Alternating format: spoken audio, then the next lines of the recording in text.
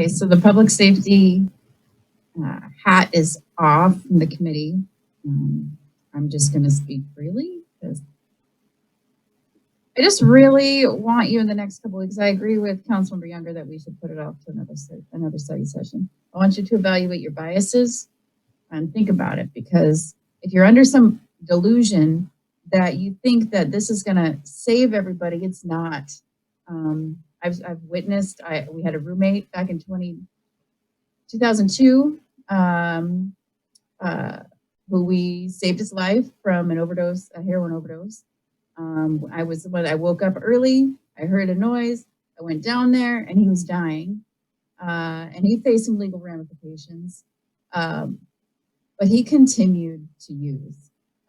He ended up at a party, falling off a balcony and getting brain damage, okay?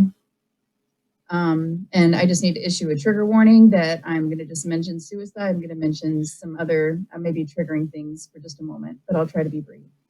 My uncle was indigent. He lived in the woods sometimes, and sometimes he was on ranches that offered treatment services and so on. And he had periods of time where he was afforded sobriety, where he was afforded that time. He eventually, even with all the benefits that he had, relapsed and took his life. Time after time, people can have those moments of clarity, that time in sobriety, that time being clean, and they will go out and they will die. But sometimes people will be ready to accept the help. But it does not always come. It rarely comes with legal intervention. People will continue to go out until they are ready to get help. And so I just want you to just look at statistics.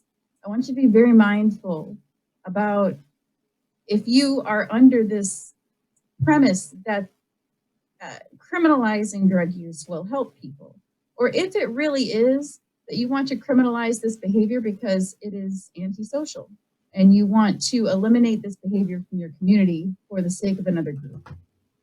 And you know where I come from. You know I come from a place of recovery myself, which I'm technically not supposed to be public about, but it's not a secret.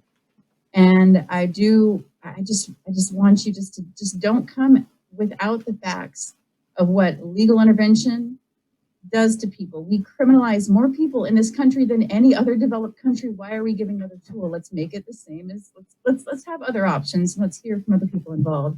And let's be real with your intention to enact a new law. Is it to eliminate the behavior, or is it to try to get people help? That's it. Thanks. Thank you. All right, Michael. Actually, Jennifer pretty much just summed up what I was going to say is, and I'll just kind of, in my own words, say the last part too, is like, what's the goal here, or what's the problem here that we're trying to fix? Because I kind of started this with one idea, and I've kind of lost it along the way. You know, so there are problems connected to the sort of public use, but are we, you know, is it an intervention point? Is it to clean the streets so that shoppers feel safer? You know, like, so I think we have to be clear on what we're trying to do here. So I appreciate what Jennifer